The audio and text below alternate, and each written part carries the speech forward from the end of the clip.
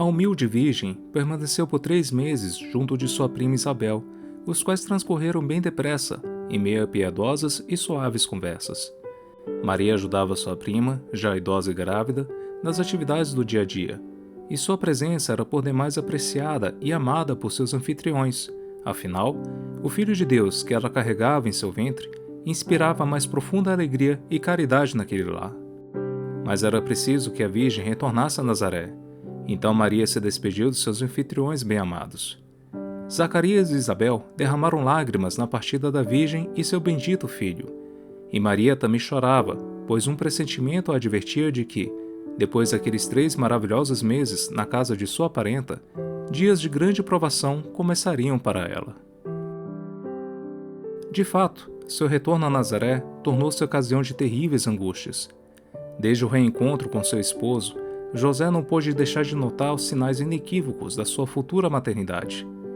Não sabendo do mistério da encarnação, ele se perguntava o que devia pensar e que decisão lhe cabia tomar. A despeito das aparências, ele se recusava a crer que Maria, a mais pura criatura entre todas, fosse culpada de um crime. Mas então, como explicar sua situação?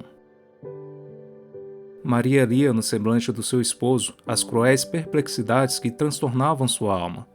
Ela muito sofria por vê-lo sofrer. Apesar disso, nenhum sentimento de inquietação alterou a candura dos seus traços e seu semblante conservava uma aparência angelical.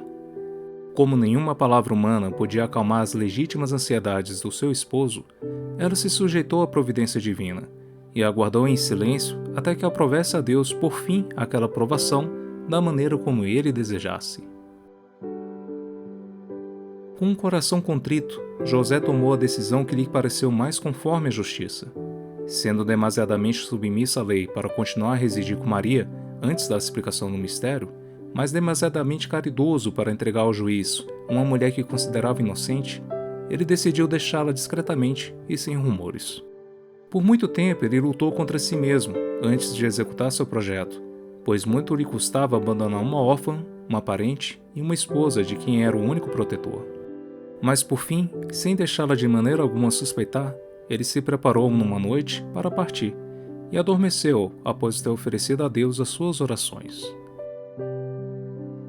Durante o seu sono, um anjo do céu lhe apareceu e com poucas palavras dissipou todas as suas inquietações. Disse-lhe o anjo: José, filho de Davi, não temas receber Maria por esposa, pois o que nela foi concebido vem do Espírito Santo. Ela dará à luz um filho ao qual porás o nome de Jesus, porque ele salvará o seu povo de seus pecados. Diante dessa revelação celeste, José despertou completamente transfigurado. Por uma iluminação súbita, o Espírito de Deus lhe fez compreender que em Maria se estava realizando a profecia do profeta Isaías. Eis que uma virgem conceberá e dará à luz um filho, o qual será chamado Emanuel, que quer dizer Deus conosco. Ao mesmo tempo que se desvelava aos seus olhos o augusto segredo da encarnação, o santo compreendeu a missão providencial em que Deus o investia para com o menino e sua mãe. Jesus e Maria necessitavam de um guardião e de um protetor nesta terra. O papel de José seria de velar sobre aqueles 2 seres queridos e muito amados por Deus. Libertado de seus tormentos, o santo se apressou a obedecer às ordens do céu. As aflições dos últimos dias se sucederam à alegria e à paz. Os 2 esposos conversavam com confiança a respeito da obra divina a qual serviam de instrumentos. José foi informado por Maria acerca da visita do arcanjo Gabriel, bem como dos prodígios realizados em Hebrom, na casa de Zacarias e sua prima Isabel. Enquanto meditavam as bondades de Deus para com eles, os 2 santos adoravam o Salvador em sua estreita prisão no ventre materno e ansiavam pelo bem-aventurado dia em que poderiam segurá-lo em seus braços. Enquanto aguardava o nascimento do menino divino, Maria repassava em sua memória os textos sagrados atinentes ao advento do Messias neste mundo. Sabedora das Escrituras, ela não ignorava a célebre profecia de Miqueias, que dizia: Belém, Efrata, tu és pequenina entre as milhares cidades de Judá, e no entanto, de teu seio, sairá o dominador de Israel, aquele que existe desde o princípio e cuja geração remonta à eternidade. De acordo com essas palavras, os doutores afirmavam com unanimidade que o Cristo nasceria em Belém, como Davi, seu antepassado. Mas como a profecia se cumpriria, já que Maria, residindo em Nazaré, não tinha razão alguma para sair daquela cidade e ir até Belém? Sem saber disso, um homem se fez o instrumento da divina providência para resolver essa dificuldade. E para mostrar a todos que os poderosos da terra não são mais que os executores de seus decretos eternos, Deus quis que esse homem fosse um imperador em pessoa. O imperador Augusto reinava sobre o Oriente e o Ocidente. Por muito tempo, os povos recalcitraram contra o jugo, mas nenhum deles pôde resistir às legiões da invencível Roma. Todos depuseram suas armas e o imperador, em sinal de pacificação universal, fechou o templo de Jano. Considerado doravante como um deus, templos foram erguidos em sua homenagem, premiaram-no com apoteoses e chamaram-no de a salvação do gênero humano. Ora, na época em que devia nascer o verdadeiro Salvador do mundo, o grande imperador teve o capricho de conhecer com exatidão a extensão dos seus domínios e o número dos seus súditos.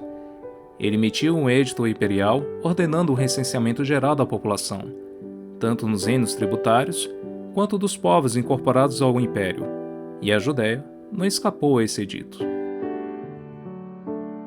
Assim, Quirino, assistente do governador Sérgio Saturnino, chegou à Palestina para presidir a operação do recenseamento. Os chefes de família, as mulheres e as crianças receberam a ordem de inscrever nos registros públicos seus nomes, suas idades, famílias, tribos, bens e outros detalhes destinados a servir de base ao imposto por cabeça. Um detalhe nesse processo exigia que cada um devia se inscrever não no local de seu domicílio, mas na cidade de onde sua família era oriunda, pois era aí que se conservavam os títulos genealógicos que estabeleciam, juntamente com a ordem de descendência, o direito de propriedade e de herança. Essa prescrição obrigou José e Maria, ambos da tribo de Judá e da família do rei Davi, a se dirigirem de Nazaré a Belém, local de nascimento de Davi, seu antepassado.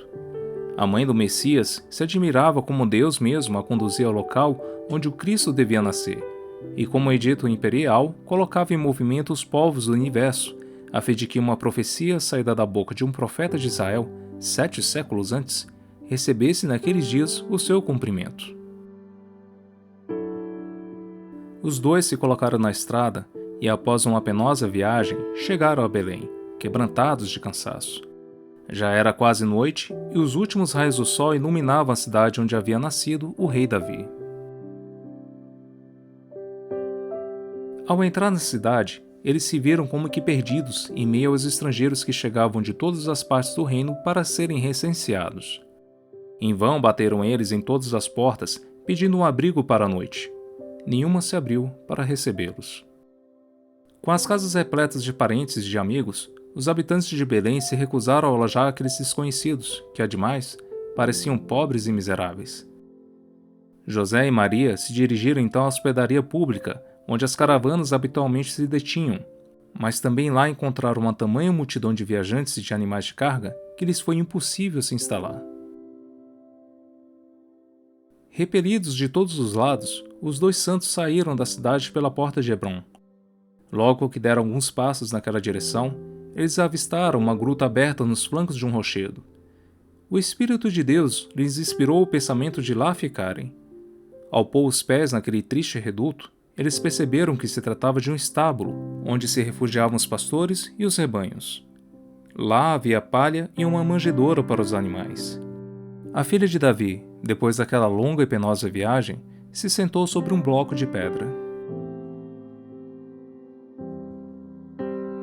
Em pouco tempo, todos os barulhos cessaram. Um silêncio solene reinou sobre a cidade adormecida.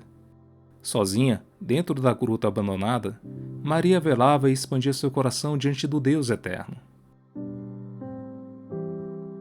De repente, perto da meia-noite, o Verbo encarnado deixou milagrosamente o seio de sua mãe e, como um raio de sol que subitamente ofusca o olhar, ele apareceu diante de seus olhos admirados e deslumbrados. Ela o adorou, apanhou-o em seus braços, cobriu-o com panos pobres e estreitou-o contra o seu peito. Depois, avistando a manjedoura onde os animais se alimentavam, ela o reclinou sobre um pouco de palha.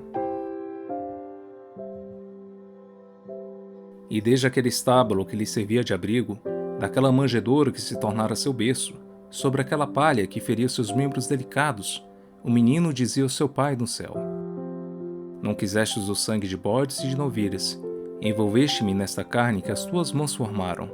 Eis-me aqui, pois, ó meu Deus, para me imolar à tua vontade. Assim, o Redentor oferecia à majestade divina as primícias dos seus sofrimentos e das suas humilhações. Ajoelhados perto dele, com os olhos repletos de lágrimas, José e Maria se uniam ao seu sacrifício.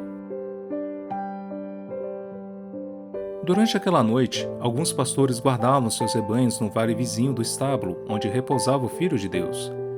Como os pastores dos primeiros tempos, eles se compraziam em meditar os oráculos divinos. Por muitas vezes, com os olhos fixos no céu, eles haviam suplicado a Deus que por fim enviasse o libertador, cujo advento próximo os sábios de Israel prediziam.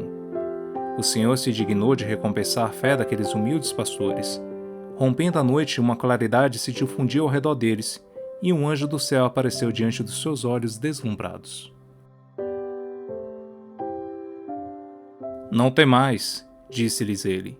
Eis que venho vos anunciar uma grande alegria, a vós e a todo o povo. Hoje, na cidade de Davi, nasceu-vos um Salvador, que é o Cristo, o Senhor a quem esperais. E eis o sinal ao qual o reconhecereis. É um menino envolto em panos e deitado na manjedoura de um estábulo. Quando o anjo terminou de falar, uma multidão de espíritos celestes se uniu a ele, e todos juntos começaram a louvar. Glória a Deus no mais alto dos céus, e paz na terra aos homens de boa vontade. Depois, as vozes cessaram, os anjos desapareceram e as claridades celestes se dissiparam. Os pastores, encantados com o que acabavam de ver e ouvir, disseram uns aos outros: Vamos a Belém e vejamos com os nossos olhos o grande prodígio que os anjos nos anunciaram. E se dirigiram às pressas ao estábulo, onde de fato encontraram José, Maria e o menino, deitado na manjedoura. Diante daquela cena, eles reconheceram o Salvador e, prostrados aos seus pés, agradeceram a Deus por ter os chamado a adorá-lo. Os pastores deixaram a gruta glorificando o Senhor pelas maravilhas operadas diante dos seus olhos. Logo eles difundiram para seus compatriotas o que haviam visto e ouvido, e o eco das montanhas repetia em toda a Judéia o eco das palavras angélicas: Glória a Deus, paz na terra. Quanto a Maria, testemunha atenta dos fatos maravilhosos pelos quais Deus manifestava ao mundo a divindade do menino, ela gravava cuidadosamente em seu coração essas graciosas e tocantes recordações. Assim nasceu em meio aos seus súditos o Cristo Rei. 4 anos antes do fim do quarto milênio, no ano 749 da fundação de Roma, no 40º ano do reinado de Augusto César e no 36º do governo de Herodes, rei da Judéia. Naquele dia, o primeiro dos novos tempos, o imperador ficaria bastante perplexo se fosse informado de que seus oficiais iriam inscrever em seus registros de recenseamento um nome maior do que o seu, de um menino nascido num estábulo e que fundaria um reino mais extenso que o seu imenso império, e de que, por fim, a humanidade, subtraída à tirania dos Césares, dataria seus anos gloriosos não mais do nascimento de Roma, mas da natividade do Cristo Redentor. Oferecemos a vós, ó menino Jesus, esta terceira dezena, e vos pedimos, por meio deste mistério e da intercessão de vossa Mãe Santíssima, uma santa humildade, o desligamento das coisas do mundo e o amor à pobreza e aos pobres. Pater noster, qui es in celis, sanctificetur nomen tuum, adveniat regnum tuum, fiat voluntas tua, sicut in cielo et in terra. Pane nostrum quotidianum da nobis hodie, et dimitte nobis debitas nostra, sicut et nos dimittimus debitoribus nostris. Et ne nos inducas in tentationem, sed libera nos a malo. Amém. Ave Maria, gratia plena Dominus tecum, benedicta tu in mulieribus, et benedictus fructus ventris tui, Iesus. Sancta Maria Mater Dei, ora pro nobis peccatoribus, nunc et in hora mortis nostri. Amém. Ave Maria, gratia plena Dominus tecum, benedicta tu in mulieribus, et benedictus fructus ventris tui, Iesus. Sancta Maria Mater Dei, ora pro nobis peccatoribus, nunc et in hora mortis nostri. Amém. Ave Maria, gratia plena Dominus tecum, benedicta tu in mulieribus, et benedictus fructus ventris tui, Iesus. Sancta Maria Mater Dei, ora pro nobis peccatoribus, nunc et in hora mortis nostri. Amém.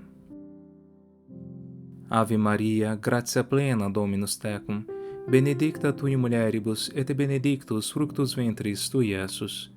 Sancta Maria Mater Dei, ora pro nobis peccatoribus, nunc et in hora mortis nostri. Amém.